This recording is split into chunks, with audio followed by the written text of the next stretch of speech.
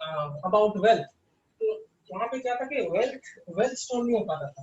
Now why storing wealth और accumulating wealth is so important. Consume करने के लिए है, ठीक है, अच्छी बात है, लेकिन वेल्थ को एक्यूमुलेट क्यों करना है? काफी लोग हैं जो वेल्थ एक्यूमुलेशन के अगेंस्ट रहते हैं कि इतना पैसा क्यों एक्यूमुलेट करना।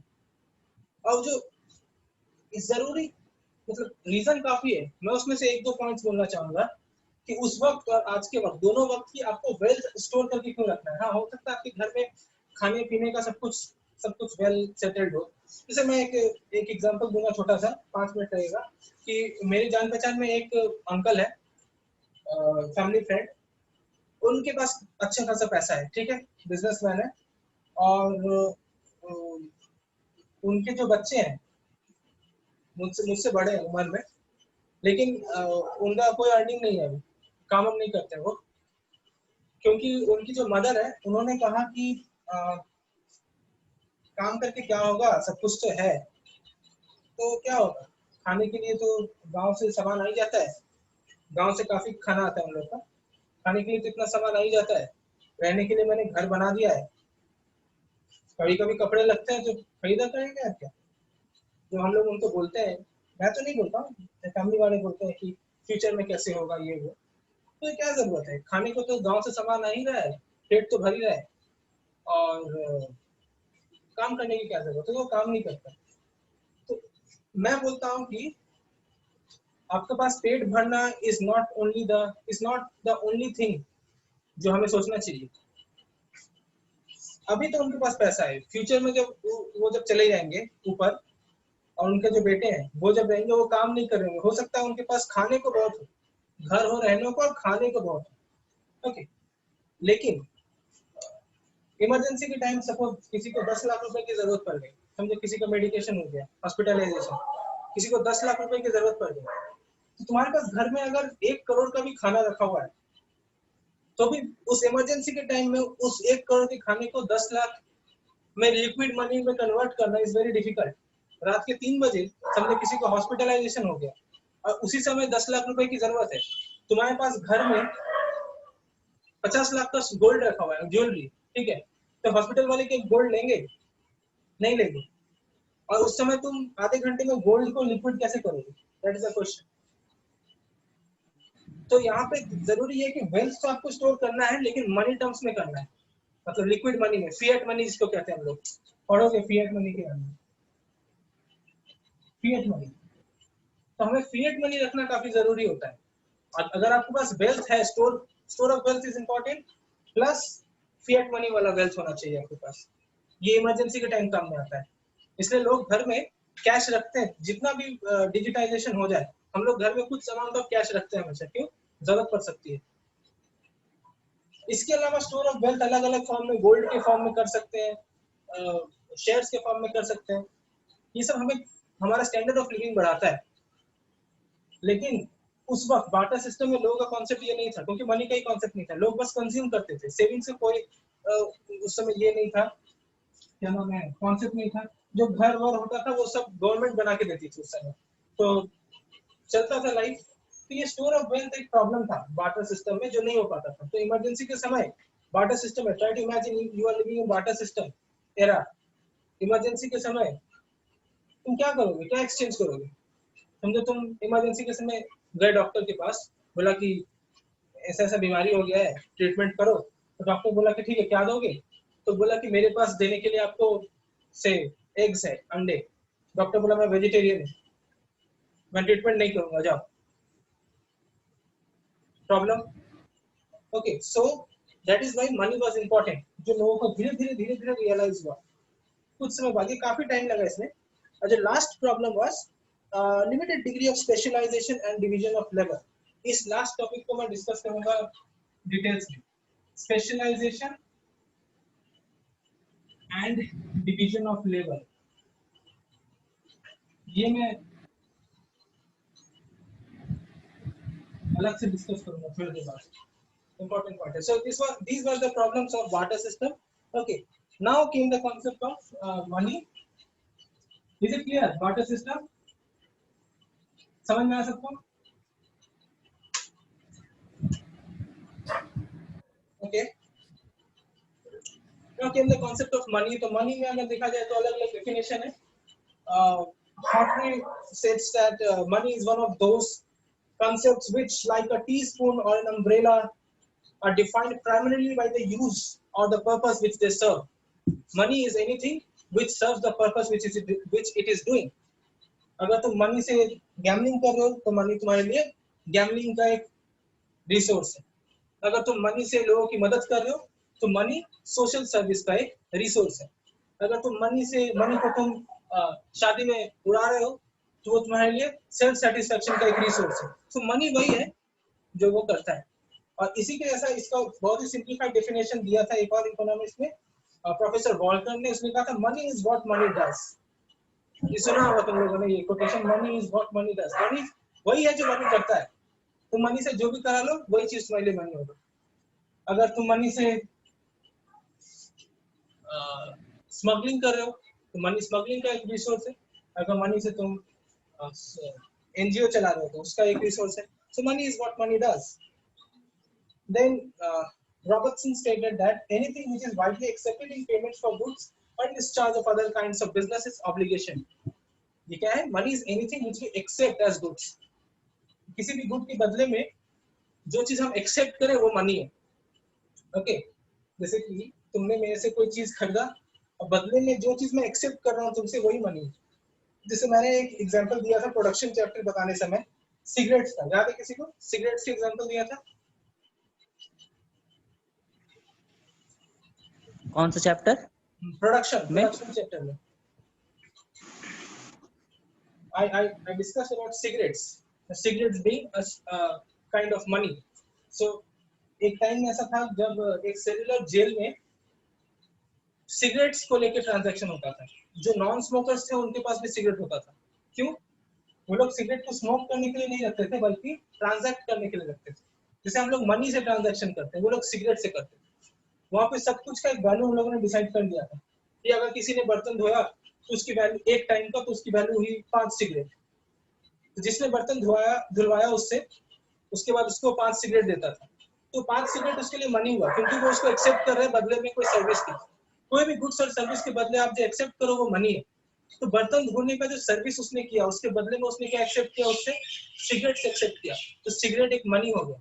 अब वो भले वो नॉन स्मोकर है लेकिन वो 5 सिगरेट का क्या करेगा? अब 5 सिगरेट में समझो एक चाय का कीमत सपोज 1 सिगरेट है तो उसके पास 5 सिगरेट है तो वो 5 दिन चाय पी सकता है उससे. तो चाय वाले के पास फिर 5 सिगरेट चला जाएगा. तो जिस तरह से करेंसी सर्कुलेट होता है मार्केट में उसी तरह से उस सेलुलर जेल में सिगरेट सर्कुलेट होता था. तो जो नॉन स्मोकर थे वो सिगरेट रखते थे. ये जेल का नाम मैं भूल गया क्या है. तो cigarette was a medium of exchange. So money is anything which we accept for against any goods and services. ठीक है? इसके बाद definition है money is anything which is habitually and widely used as a means of payment and is generally accepted in settlement of debts. कोई भी चीज जो payment के लिए हम लोग यूज करें इज मनी. ओके, तो उस कॉन्सेप्ट से तुम्हारे पेटीएम वॉलेट में जो अमाउंट रहता है वो भी मनी है, राइट? क्योंकि पेटीएम वॉलेट में जो अमाउंट है तुम उससे पेमेंट करते हो, या गूगल पे में जो तुम्हारे बैंक अकाउंट में जो अमाउंट है जो तुम जीपे करते हो पेमेंट करने के लिए, that amount which is not visible, which is not tangible, but still it is money. तुम्हारे वॉलेट में जो पैसा है 500 रुपए पेटीएम के वॉलेट में अगर है वो 500 रुपए is in digital terms. That 500 rupees is in digital terms. Those 500 rupees are nothing but just binary numbers 10001000. लेकिन people कोई कुछ बोल रहा है क्या? Hello. So people are accepting that digital money, so that is also money, no matter whether it is tangible or intangible. And in setting of debts, money is anything which by which we can set off our debts. अगर तुम्हारे पास कर्ज है तो जिस चीज से तुम कर्ज से मुक्त हो जाओ वो चीज पैसा है, मनी है. Okay okay, next, money is anything. Kent said that money is anything which is commonly used and generally accepted as a medium of exchange and a standard of value. इसमें एक चीज और मैं मेंशन करना चाहूंगा, store of value. जो बाद में सबसे लास्ट डेफिनेशन हुआ, सबसे बेस्ट डेफिनेशन माना जाता है। Money is anything which has a store of value, which क्या लिखा हुआ है, has a store of value and medium of exchange and is generally accepted. Money is anything which is generally accepted, which is accepted by all of us. None of us can deny accepting it, and it has a store of value. It means that इसका value कमेगा नहीं। अगर तुम रख दो 100 रुपए का note, future में भी वो 100 रुपए ही रहेगा। ओके, हो सकता है 100 रुपए का जो इन्फ्लेशन अगर हो जाए तो वो 100 रुपए का कीमत कम सकता है, लेकिन वो उसका एब्सोल्यूट वैल्यू 100 ही रहेगा। And generally accepted store of value and medium of exchange, जिससे हम लोग एक्सचेंज कर सकते हैं। Now the important concept which was introduced was generally accepted. Okay, this is important. Generally accepted मतलब जिसको सब लोग एक्सेप्ट करें, जिसे सब लोग एक्सेप्ट करें, जनरली एक्सेप्टेड। जैसे हमारा इंडियन करेंसी जो नोट्स है, इंडिया में तुम किसी को भी तो एक्सेप्ट करेंगे लोग, बिकॉज वो फिएट मनी है। अच्छा, kinds of money are basically currency, coins, paper currency, अभी के टाइम में coins and paper currency. Okay, coins क्या है? कॉइन्स तो मतलब जिसका इंट्रिंसिक वैल्यू बहुत कम हो। ना, what is intrinsic value? Intrinsic value is the value of the metal.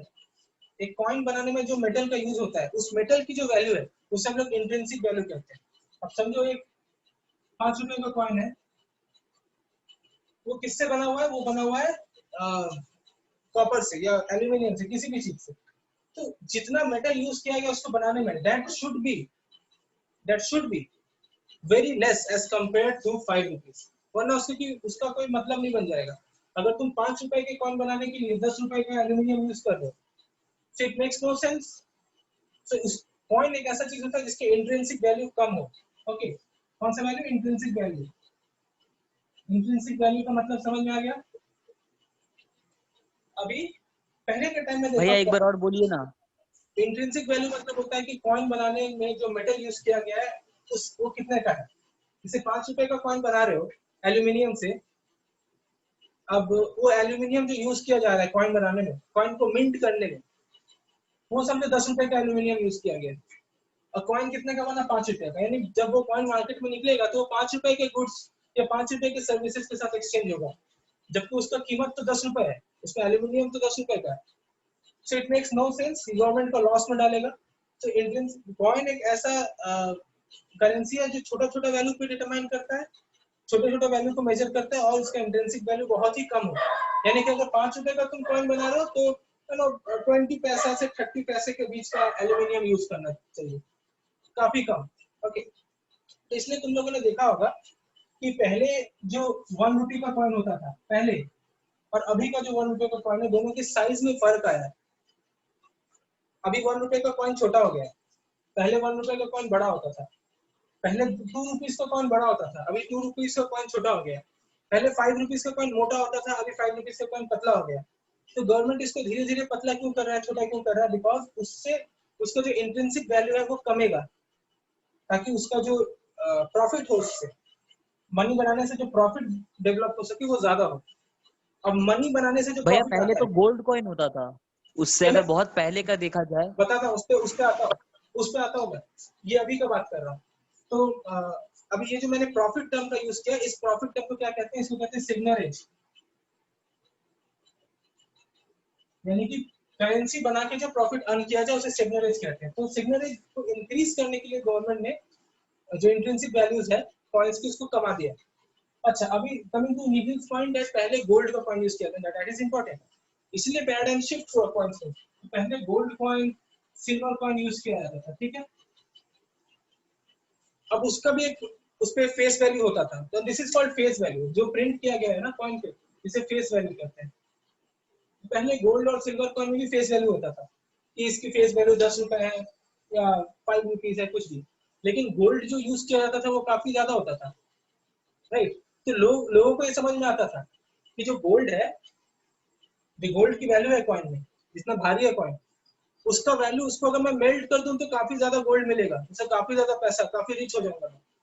लेकिन अगर उसके बदले में कुछ खरीदूं तो उसका जो फेस वैल्यू है उसी के अकॉर्डिंग मुझे उसी के अगेंस्ट में मुझे कोई ना कोई गुड्स या सर्विस मिलेगा।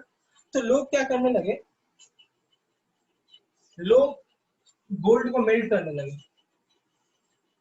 क्या करने लगे, गोल्ड और सिल्वर को मेल्ट करके चलाने लगे। तो इससे क्या हुआ, अब देखो करेंसी में सॉरी इकोनॉमी में दो दो गोल्ड कॉइन है। एक गोल्ड कॉइन है जो 20 साल पहले आया था, जो अभी भी करेंसी इकोनॉमी में चल रहा है, सर्कुलेट हो रहा है, और एक गोल्ड कॉइन है जो अभी अभी आया है, एक दिन पहले।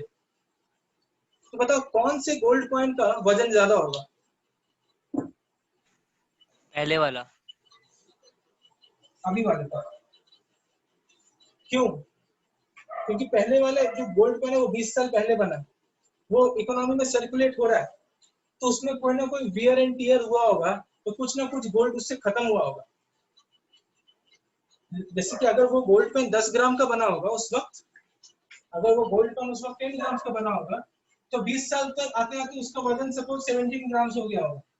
लेकिन अभी अभी जो गोल्ड कॉइन बना है वो 20 ग्राम का ही होगा, 20 ग्राम का ही होगा, ठीक है, क्योंकि वो रिसेंट बना है। तो अब क्या होगा ना, जब इकोनॉमी जब ये गोल्ड कॉइन मार्केट में होता था और लोगों को जब समझ में आया कि ये जो गोल्ड का जो वैल्यू है 10 ग्राम, इसको अगर मैं मेल्ट करके बेचूं तो ज्यादा पैसा मिलेगा, जबकि इसका जो फेस वैल्यू है काफी कम है। ओके, तो लोग क्या करने लगे, गोल्ड को मेल्ट करने लगे। तो जब मेल्ट करने का ऑप्शन आएगा ना, तो लोग कौन सा गोल्ड को मेल्ट करेंगे, नए वाले गोल्ड को मेल्ट करेंगे, नए वाले कॉइन को। क्यों? क्योंकि पुराने वाले को अगर मेल्ट करते हैं तो 17 ग्राम गोल्ड मिलेगा, नए वाले को मेल्ट करते हैं तो 20 ग्राम गोल्ड मिलेगा। तो इस तरह से क्या होने लगा, जितने भी नए कॉइन्स आते थे मार्केट में तुरंत गायब हो जाते थे। क्यों? पब्लिक उसे मेल्ट कर देता था। इकोनॉमी में सिर्फ और सिर्फ पुराने कॉइन्स बच गए। Now this is known as Gresham's law. This is known as Gresham's law. ये जो driving out of good money and introducing old money. जो गुड मनी है इकोनॉमी से निकल जाता है, ग्रेशम्स लॉ। तो लोग क्या करने लगे, इसको मेल्ट करने लगे। इकोनॉमी में सिर्फ पुराना मनी था। आज के टाइम पे भी देखो, अगर तुम्हारे पास 2 10 रुपए के नोट है, एक फटा हुआ थोड़ा, एक एकदम चकाचक, तुम दुकान वाले को कौन सा देते हो, ये बताओ? पुराना। पुराना ही देते हैं। हमारा नेचर है, हम लोग नए मनी को नहीं देना चाहते, हम लोग पुराना मनी को हटाओ इसको, और वो भी उसको हटा देगा दुकान वाला। So this is Gresham's law. तो ये चैलेंज था गोल्ड कॉइन और सिल्वर कॉइन से। इसीलिए धीरे धीरे जब मुगल डायनेस्टी आया तो गोल्ड कॉइन और सिल्वर कॉइन ज्यादातर मौर्य, गुप्ता ये लोग यूज करते थे, क्योंकि उनके टाइम पे एक तो हमारे कंट्री में काफी गोल्ड था, राइट, और गुप्ता डायनेस्टी के बाद हमारे कंट्री में जो इन्वेडर्स आए, घोरी हो गया, गजनवी हो गया, इन लोगों ने पहली बात तो काफी गोल्ड ये लोग उड़ा के ले गए हमारे कंट्री से अपने कंट्री में, तो इंडिया से गोल्ड तो कमा। और दूसरी बात, ये चीज समझ में आने लगा लोगों को कि गोल्ड से क्या क्या नुकसान है, गोल्ड को कॉइन और सिल्वर को कॉइन रखने से। उसके बाद क्या हुआ, जो उसके बाद के जो रूलर्स थे, यानी कि अलाउद्दीन खिलजी हो गया, या फिर बख्तियार खिलजी हो गया, या लोधी डायनेस्टी हो गया, या फिर उसके बाद मुगल डायनेस्टी हो गया, इन लोगों ने कॉइन को कॉपर में बदल दिया, कॉपर या एल्यूमिनियम में, ताकि जो इंट्रिंसिक वैल्यू है वो कम जाए।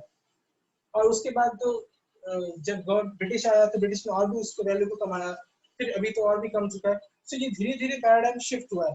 Okay, so this was about coins. Coming to paper currency. Okay,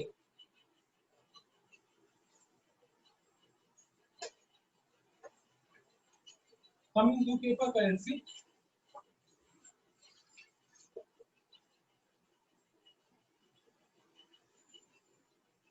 paper currency was introduced. Paper currency इसलिए इंट्रोड्यूस किया गया था ताकि वो जो इंट्रिंसिक वैल्यू है वो कम जाए, लेकिन कुछ चेंजेस इसमें भी आया है। पहले जो पेपर करेंसी था दैट वाज कन्वर्टिबल मनी, क्या था, कन्वर्टिबल मनी था। और अभी जो है दैट इज इनकन्वर्टिबल मनी। मतलब ये पेपर करेंसी ये मुगल्स के समय में, लेटर मुगल्स के समय आ चुका था, लेकिन उस समय कॉन्सेप्ट क्या था कि पेपर करेंसी के बदले में you at that time you could have exchanged that or converted that into gold। मतलब अगर तुम्हारे पास 1 लाख पेपर करेंसी है तो तुम बैंक में जाके उसको देके 1 लाख रुपए का गोल्ड ले सकते हो। It was convertible to gold. लेकिन ब्रिटिश जब आए तो उन्होंने ये सिस्टम उठा दिया गोल्ड में कन्वर्ट करने का। क्यों? क्योंकि कंट्री के पास ज्यादा गोल्ड बचा नहीं था, ना ही इंडिया के पास गोल्ड बचा था, ना ही दूसरे कंट्री के पास गोल्ड बचा था, ठीक है। और जिनके पास गोल्ड था, जिनके पास गोल्ड था ना, ऐसा नहीं इंडिया के पास गोल्ड नहीं था, इंडिया के पास इन्वेशन होने के बावजूद भी इंडिया के पास इतना गोल्ड था कि आराम से ये कन्वर्टेबल मनी वाला कॉन्सेप्ट चल सकता था। लेकिन इंडिया का जो गोल्ड था उसका कॉन्सेप्ट अलग था। इंडिया में गोल्ड लोग ज्वेलरी के फॉर्म में खरीदते हैं। इंडिया में आज भी काफी गोल्ड है, लेकिन ज्वेलरी के फॉर्म में। ऐसा कहा जाता है कि अगर इंडियन औरत का ज्वेलरी अगर, या फिर मर्द जो ज्वेलरी पहनते हैं, सबको अगर इकट्ठा कर दिया जाए तो 2-3 कंट्री के जीडीपी से ज्यादा वैल्यू निकल के आएगा, ठीक है। तो इंडिया के पास गोल्ड था, लेकिन करेंसी के ज्वेलरी के फॉर्म में था। और दूसरे कंट्री भैया में क्या बोले, आपका अटक गया, फोटो अटक गया, क्या बोले, मर्द का सब ज्वेलरी मिला दे तो? अगर ज्वेलरी मिला देंगे तो इंडिया का औरत और मर्द को ज्वेलरी मिला देंगे तो कुछ कुछ कंट्री ऐसे हैं जिनके जीडीपी से ज्यादा वैल्यू हमारा सिर्फ गोल्ड का वैल्यू होगा, ठीक है। तो ये ये उस समय भी था जब ब्रिटिश ने कन्वर्टेबल मनी से इनकन्वर्टेबल मनी किया। वो इसलिए किया था क्योंकि गोल्ड नहीं था, जितना करेंसी मार्केट में सर्कुलेट कर रहा था उतना का गोल्ड नहीं था। और अगर सब लोग आ जाते कन्वर्ट करने के लिए मनी को, तो गोल्ड देना मुश्किल था उतना, क्योंकि उतना गोल्ड है ही नहीं आरबीआई के पास। उस समय जो आरबीआई था, दैट वाज इंपीरियल बैंक। और जो गोल्ड था वो फैमिलीज के पास था। और फॉरेन कंट्री में ये, जो तुम लोग अगर इको में स्पेशलाइजेशन लेके पढ़ोगे तो पता चलेगा, there was something known as gold standard. और पूरे वर्ल्ड में गोल्ड स्टैंडर्ड खत्म हो गया यूनाइटेड किंगडम का रिवोल्ट के कारण। वो इसलिए खत्म हुआ क्योंकि इतना गोल्ड ना ही यूनाइटेड नेशंस के पास था, ना ही इतना गोल्ड जो पहले लीग ऑफ नेशंस बना उसके पास था। तो इस सिस्टम को हटाया गया।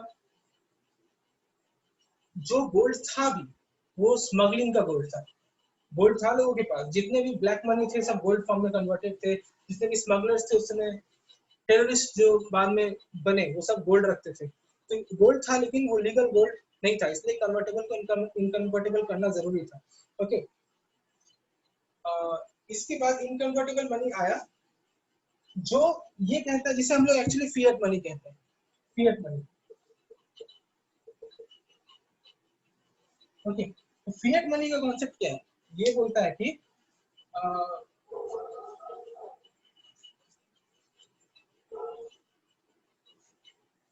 fiat money is something which is accepted by all, and it is upheld by the government of India. Government of India ने कह दिया है कि इस मनी को कन्वर्टेबल इनकन्वर्टेबल का बात छोड़ो, लेकिन एक्सचेंज कर सकते हो कोई भी चीज से पूरे कंट्री में। इसलिए इसमें लिखा रहता है कि तुम कोई भी नोट में देख लो तो उसमें क्या लिखा रहता है, एक लाइन लिखा रहता है, क्या लिखा रहता है कि I promise to pay the bearer the sum of 100 rupees. मैं धारक को 100 रुपए अदा करने का वचन देता हूँ। वचन कौन दे रहा है? कौन दे रहा है वचन? I promise to pay the bearer the sum of 100 rupees. So who is promising over here? Government. No. जो जिसको तुम उनको पैसा दे रहे हो, जो पैसा दे रहा है, सॉरी, वो प्रॉमिस कर रहा है कि मैं तुमसे जो गुड्स एंड सर्विसेज ले रहा हूँ, उसके बदले में मैं तुम्हें ये दे रहा हूँ। मैं प्रॉमिस करता हूँ कि मैं तुम्हें ये दे रहा हूँ और ये चलेगा, तुम इसको फ्यूचर में ट्रांजैक्ट कर सकते हो। तो गवर्नमेंट ने ये चीज जो लिख दिया इस पे, और नीचे आरबीआई के गवर्नर का स्टैंप है, ये सिग्नेचर है, तो ये एक लीगल टेंडर बन गया है। क्या बन गया? Legal tender. सब लोग इसको यूज कर सकते हैं लीगली। ओके। जो नकली नोट होता है उसमें ये सब डिस्क्रिपेंसीज रहती है इसमें। So this is paper money concept. इसके बाद we have another money which is known as deposit money. क्या कहते हैं उसको? Deposit money. डिपॉजिट मनी क्या होता है? जो भी मनी बैंक के पास है, जो मनी बैंक के पास स्टोर्ड है, दैट इज डिपॉजिट मनी, और वो कन्वर्टेबल है इनटू लिक्विड मनी। हमारे भी बैंक में अगर पैसा है तो वो डिपॉजिट मनी के फॉर्म में है, जिसको हम लोग जब इच्छा तक कन्वर्ट कर सकते हैं कैश में, चेक के थ्रू, डिमांड ड्राफ्ट के थ्रू, विड्रॉल फॉर्म के थ्रू, किसी भी अलग अलग बैंक का अलग अलग प्रोसीजर है। एटीएम कार्ड्स के थ्रू, डेबिट कार्ड्स के थ्रू, क्रेडिट कार्ड्स के थ्रू, ईएमआई कार्ड्स के थ्रू, अलग अलग चीज आ चुका है जिसके जरिए हम लोग डिपॉजिट मनी को कन्वर्ट कर सकते हैं एक्चुअल मनी में। सो मनी का वैरायटी है, ठीक है। सो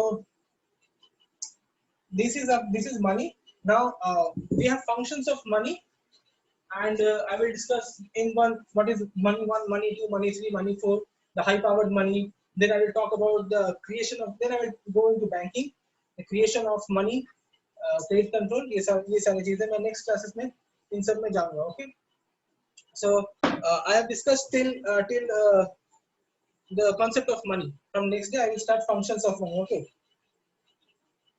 all right. Any questions?